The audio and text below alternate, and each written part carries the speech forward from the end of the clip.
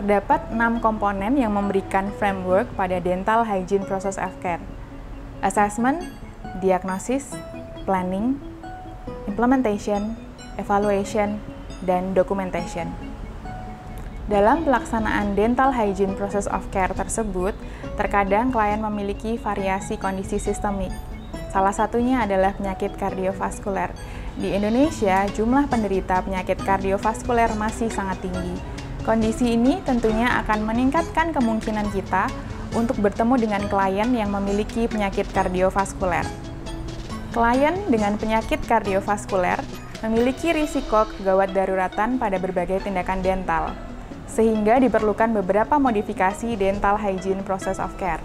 Selain itu, kondisi kebersihan mulut yang buruk dapat memperparah kondisi sistemik klien. Apa saja penyakit kardiovaskuler dan modifikasi dental hygiene process of care yang akan dibahas pada video kali ini? Hipertensi. Hipertensi adalah peningkatan tekanan darah yang persisten di atas 140/90 mm/Hg. Apa saja modifikasi pada DHPC? Pertama, identifikasi efek medikasi hipertensi pada rongga mulut. Kedua, jika hipertensi tidak terkontrol, sebaiknya dilakukan penundaan tindakan dental.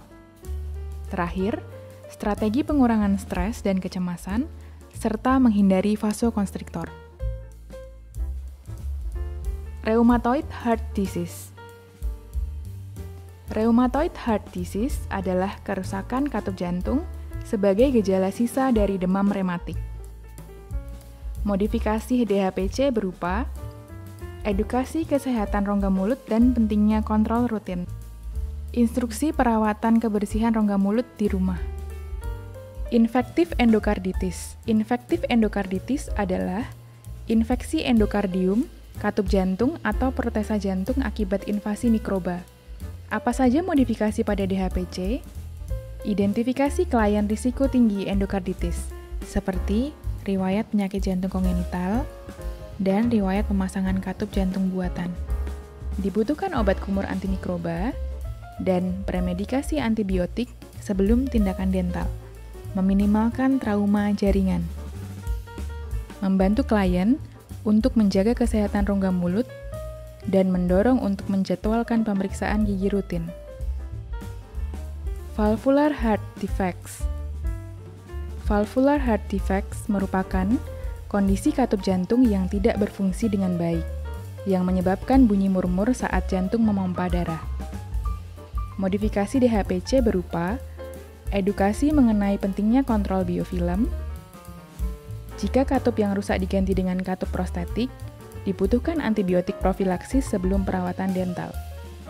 Perlu diwaspadai, klien dengan kondisi ini mengkonsumsi antikoagulan yang dapat menyebabkan perdarahan selama tindakan dental.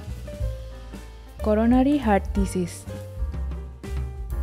Coronary heart disease terjadi akibat aliran darah dari arteri koroner ke jantung atau miokardium yang tidak mencukupi. Gangguan terkait dengan kondisi ini adalah penyakit jantung arteriosklerotik, angina pectoris, insufisiensi koroner, dan myocardium infarction. Apa saja modifikasi pada DHPC? Pada kondisi angina pectoris, yaitu suplai oksigen berkurang ke miokardium, ditandai dengan nyeri tajam pada dada yang dapat meluas ke tangan kiri, bahu, leher, sampai mandibula. Modifikasi DHPC yang dilakukan adalah perlu menanyakan adanya riwayat nyeri dada. Strategi pengurangan stres. Meletakkan nitrogliserin pada lokasi yang mudah dijangkau. Edukasi pentingnya menjaga kebersihan mulut. Selalu memantau tanda-tanda vital dan bersiap untuk kondisi darurat. Myocardium infarction. Pada myocardium infarction, atau disebut serangan jantung akibat nekrosis miokardium, gejalanya sama dengan angina pectoris, tetapi bertahan sampai 12 jam atau lebih. Perawatan dental dapat dilakukan pada klien dengan riwayat myocardium infarction lebih dari 6 bulan tanpa komplikasi dan mewaspadai penggunaan antikoagulan. Cardiac dysrhythmia dan aritmia. Cardiac dysrhythmia dan aritmia adalah disfungsi ritme denyut jantung. Kondisi yang perlu diperhatikan jika klien menggunakan alat pacu jantung, perlu berhati-hati dengan peralatan gigi yang menggunakan listrik secara langsung ke klien, seperti ultrasonic scaler atau sikat gigi elektrik. Congestive heart failure. Congestive heart failure adalah sindrom yang ditandai dengan disfungsi miokardium yang menyebabkan terjadinya penurunan curah jantung.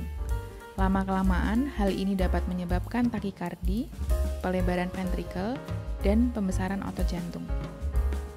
Tanda dan gejalanya adalah sesak nafas pada posisi supin, nafas menjadi pendek-pendek, dan membutuhkan bantal yang tinggi saat tidur. Modifikasi pada DHPC adalah memposisikan klien tegak, tidak supin, pada dental chair untuk mengurangi pengumpulan cairan di paru-paru, serta menghindari cairan terkumpul di rongga mulut yang dapat menyebabkan kepanikan.